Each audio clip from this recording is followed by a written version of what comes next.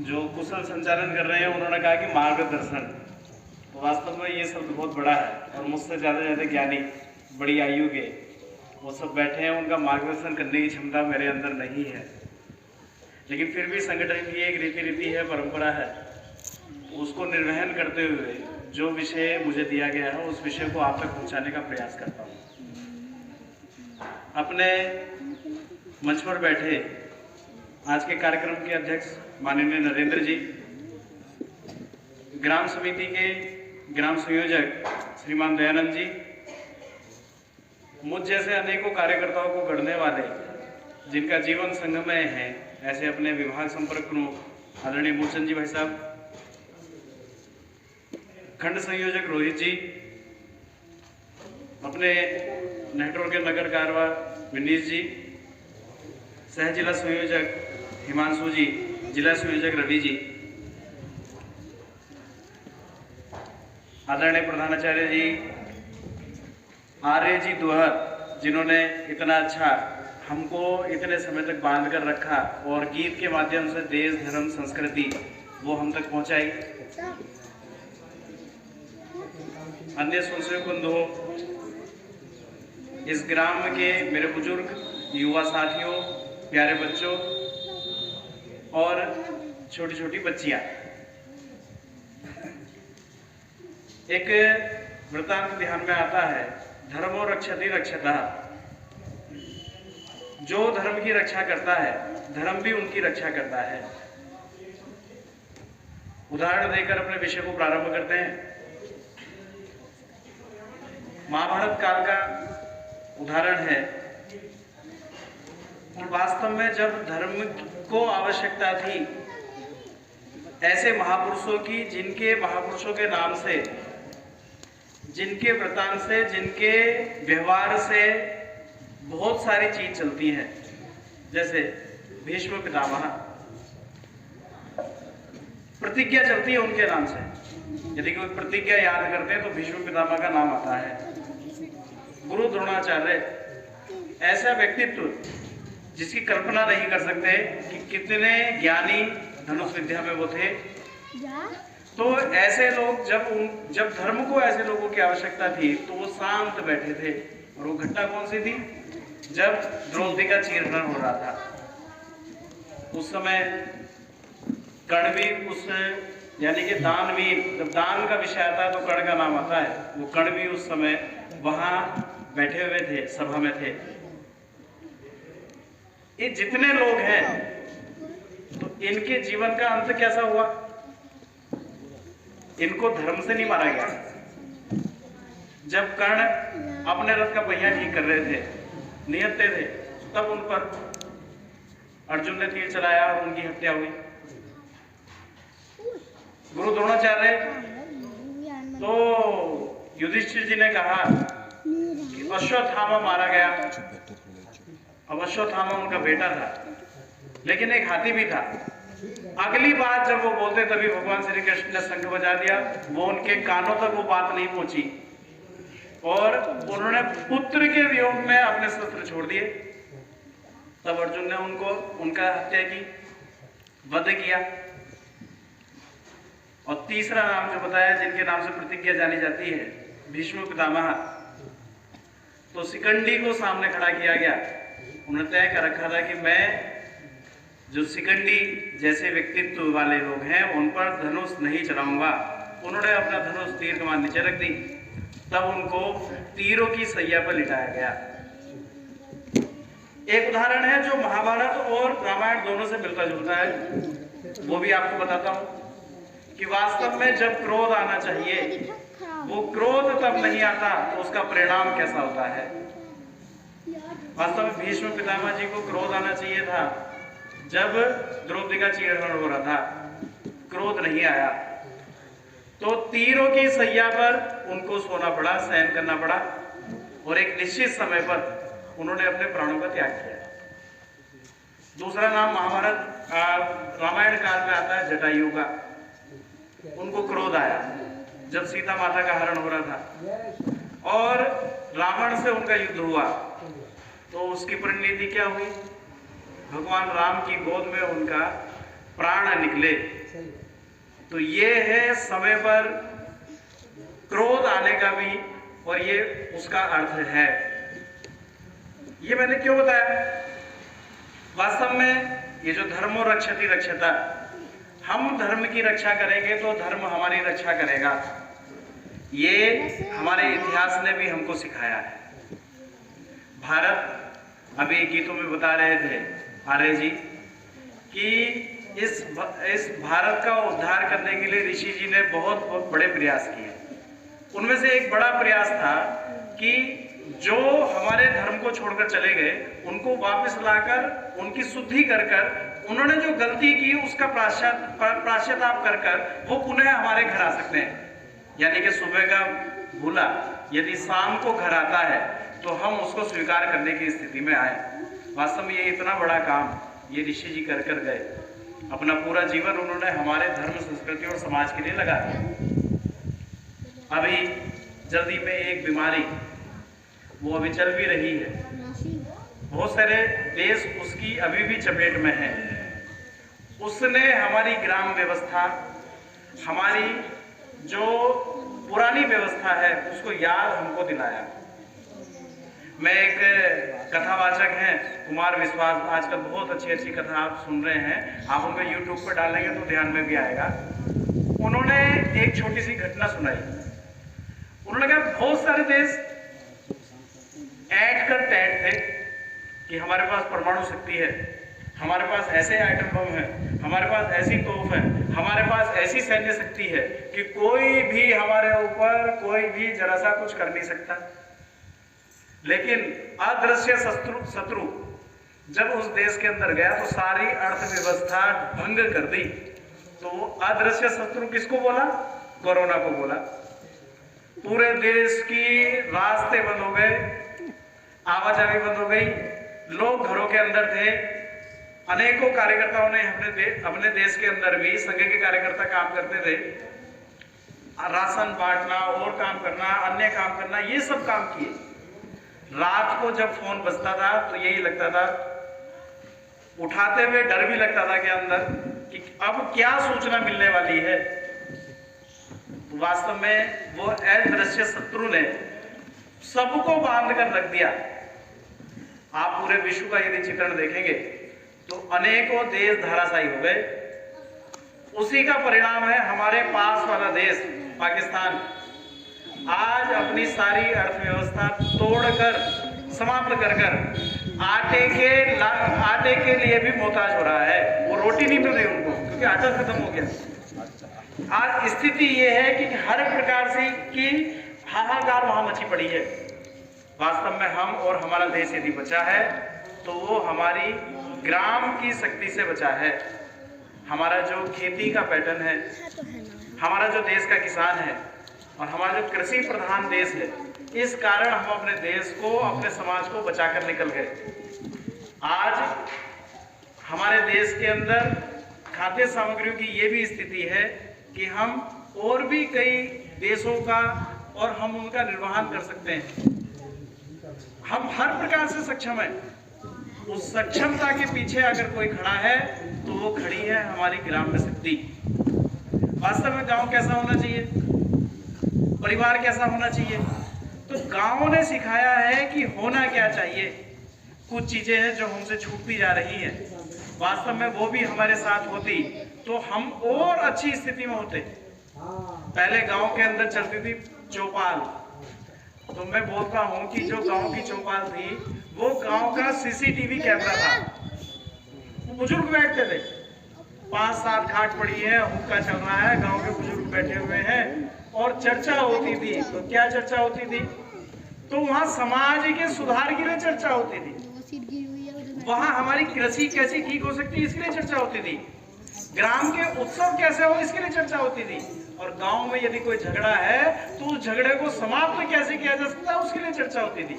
और उस चौपाल का एक बहुत बड़ा लाभ भी था कि उस चौपाल में बैठने वाले जो हमारे गांव के बुजुर्ग होते थे, उन्होंने जो विषय कह दिया गांव के नौजवान, गांव के व्यक्ति उसको मानते थे, उनके पीछे चलते थे। गांव के अंदर कहावत है कि हमारी संगत और पंगत ये दो चीज ठीक होंगी तो जीवन में कभी कोई गलत नहीं हो सकता। संचालक महोदय अपने गांव का इतिहास बता रहे थे। वास्तव में सुनकर अपना मन में प्रफुल्लित हो रहा था। नई पीढ़ी खेल में आगे निकल रहे हैं, पढ़ाई में आगे निकल रहे हैं, अच्छे अच्छे अंक प्राप्त कर रहे हैं। जो 5 साल में नौकरियां लगी उनको भी सम्मानित किया गया, स्वरोजगार के केंद्र जो चला रहे हैं उनको सम्मानित किया गया। हम भी उस स्थिति में आ सकते हैं। ये गांव के सब व्यक्तियों को विचार करना चाहिए कि अगली बार जब ग्राम समिति ऐसा कोई कार्यक्रम करे तो जितने परिवार हैं उस सभी परिवारों के अंदर कोई ना कोई इनाम जाना चाहिए। वो जाएगा तब जब हम कुछ विशेष कर दिखाएंगे। तो अपने गांव का इतिहास जैसा उन्होंने बताया, वो इतिहास वास्तव में नई पीढ़ी बनाकर रखेगी और उसको और बढ़ाकर अपने आने वाली पीढ़ी को देगी। यानी कि अच्छा परिवार संचालक कौन माना जाता है? जो अपने पूर्वजों से मिलने वाली विरासत उसको कम करके आने वाली पीढ़ी को दे या बढ़ाकर आने वाली पीढ़ी को दे। तो वास्तव में अच्छा परिवार चलाने वाला, आदर्श परिवार चलाने वाला वही है जो बढ़ाकर दे। हमारे पूर्वजों से हमको संपत्ति मिली, हम उसको घटाकर नहीं देंगे, हम उसको बढ़ाकर आने वाली पीढ़ी को देंगे। तो ऐसे ही हमारे गांव का जो इतिहास रहा है, गौरवान्वित इतिहास रहा है, आने वाले समय में पूरा बिजनौर जिला इस इतिहास को जाने और समझे, ये हमारे गांव वालों की एक जिम्मेदारी है। और उस जिम्मेदारी को नई पीढ़ी वो तब गढ़ेगी जब गांव के जो हमारे बुजुर्ग हैं, गांव के जो संचालन करता है, जो गांव में काम करते हैं, वो नई पीढ़ी को वैसा गढ़ेंगे। गढ़ना कैसे होता है? कुम्हार है, कुम्हार को घड़ा बनाना है तो एक हाथ वो अंदर लगाता है और ऊपर वाले हाथ से उसके थपकी भी लगाता है। अगर वो ऐसा नहीं करेगा तो आकार टेढ़ा मेढ़ा बन जाएगा। टेढ़ा मेढ़ा ना बने, वास्तव में जो आकार चाहिए, यदि घड़ा बनाना तो घड़ा ही बने, कसोरा बनाना है कसोरा ही बने, कुछ और चीज वो बना रहा है तो वही बने। तो वो बनेगी तब जब वो मन की कल्पना को उसमें साकार करेगा। तो ये लक्ष्य बच्चों को नहीं, उनके परिवार के बड़ों को लेना होगा कि वास्तव में मुझे अपने बच्चे को बनाना कैसा है।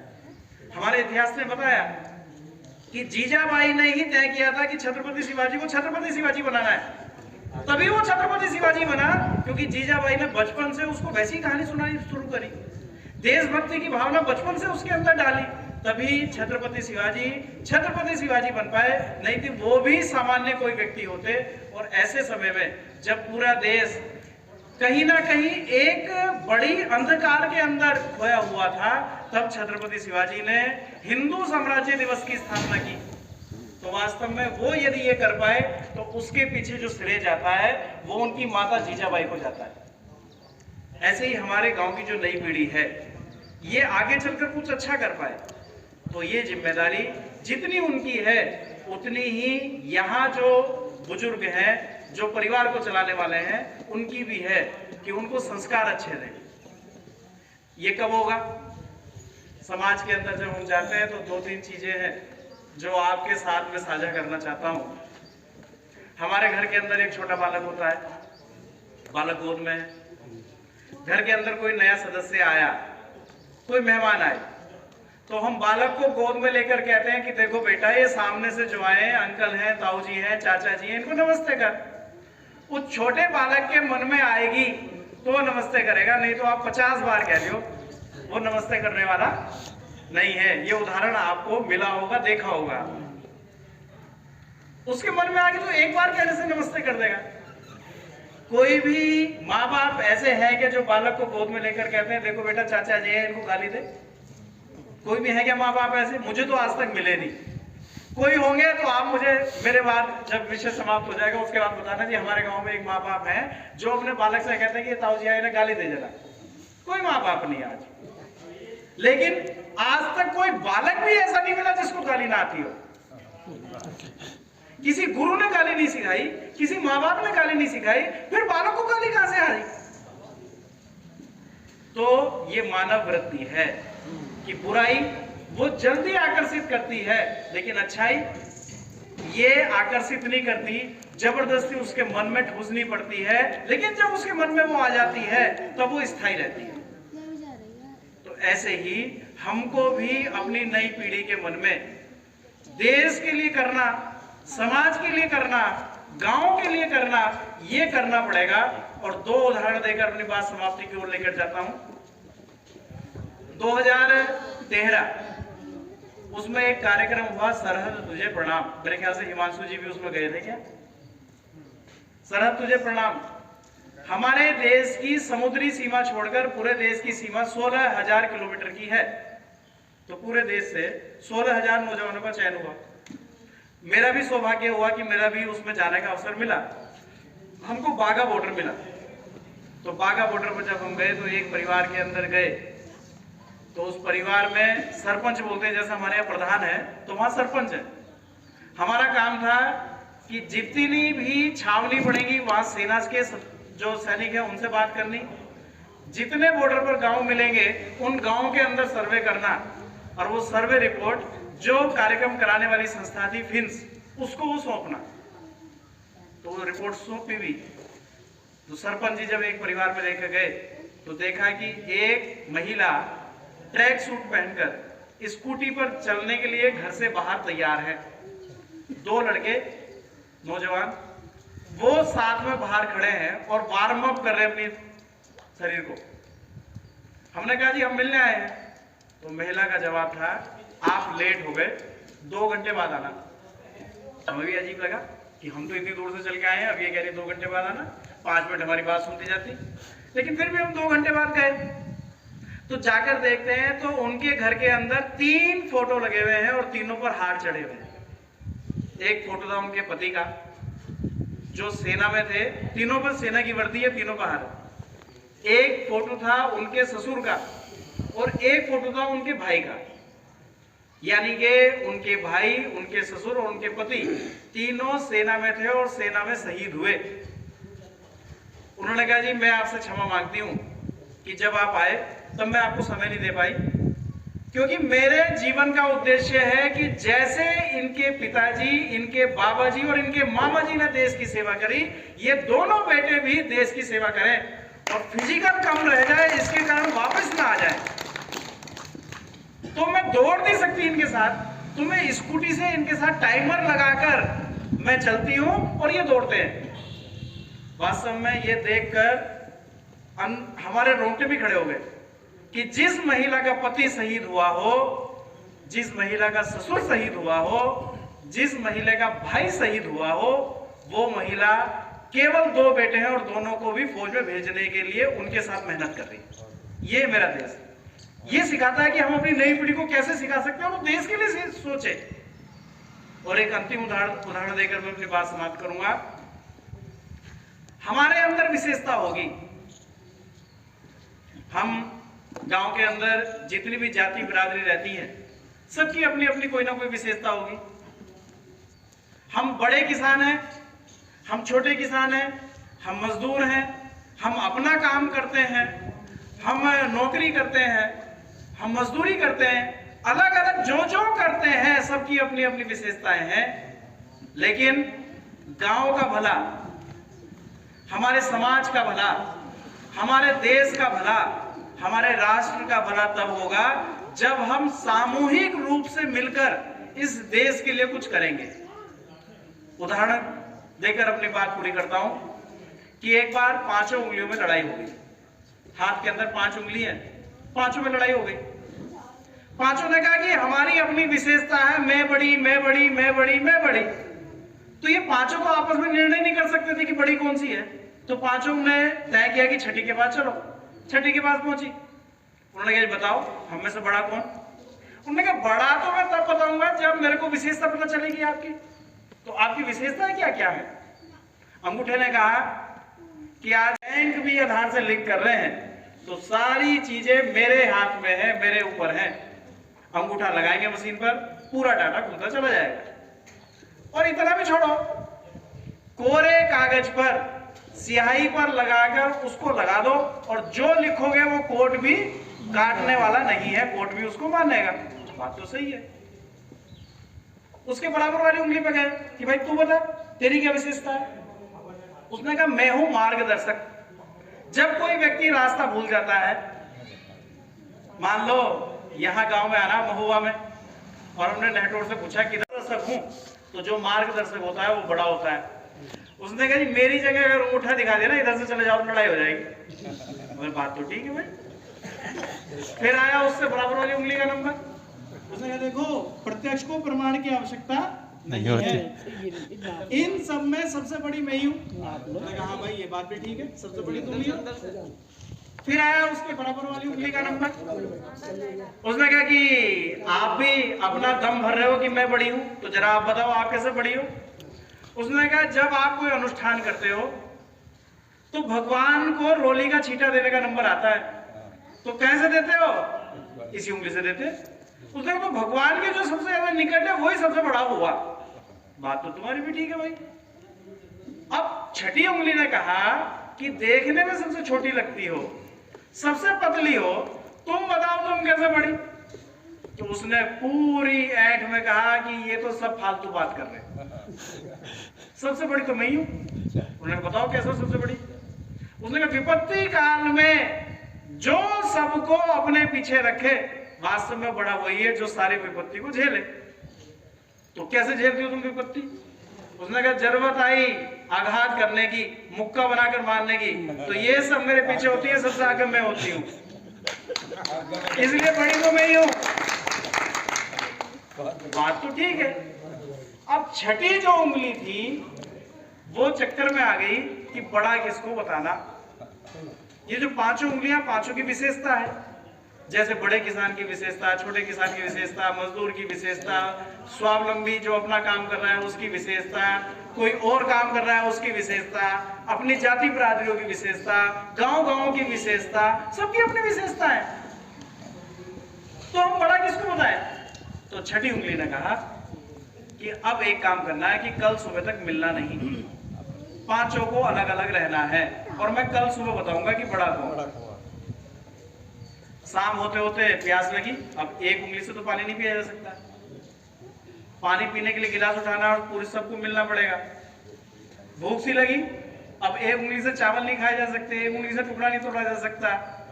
अपने यदि जो अग्नि है भूख की उसको शांत करना है तो सबको आपस में मिलना ही पड़ेगा। अब कुछ बीमारी उमारी भी चल रही थी, दवाई भी खाने की जरूरत थी, तो एक उंगली से तो रैपर तोड़कर दवाई नहीं निकाली जा सकती। रात होते होते शरीर की स्थिति ऐसी हो गई कि छीण भीण होने लगा।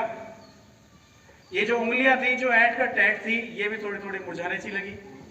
इनको समझ में आ गया अगर इस शरीर को दवाई नहीं दी गई, इस शरीर को पानी नहीं दिया गया, इस शरीर को खाना नहीं दिया गया, तो मेरा अस्तित्व भी शरीर के साथ साथ समाप्त हो जाएगा। अब इसको यदि ये सब देना है तो हमें आपस में मिलना पड़ेगा ही। अगले दिन सुबह को वो गए उनके पास, छठी के पास, कि हमें आपसे अब कोई उत्तर नहीं चाहिए, हमको उत्तर समझ में आ गया।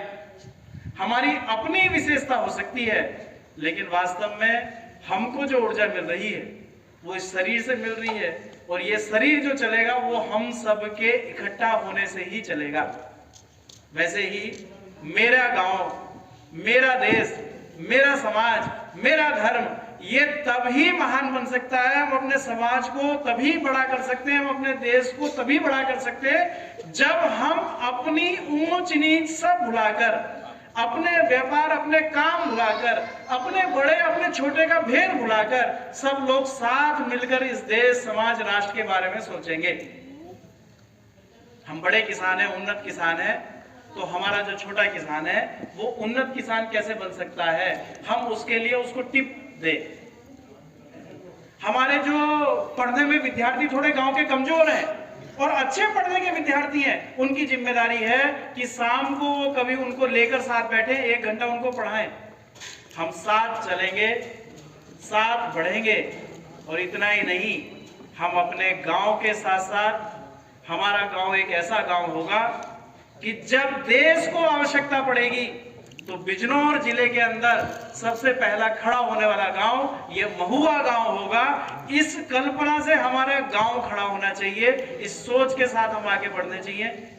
वास्तव में ग्राम समिति जिस प्रकार का ये आयोजन कर रहे हैं, ऐसे आयोजन ये हम करते रहें, और अपने गांव को विकसित गांव हम कैसे बनाएं।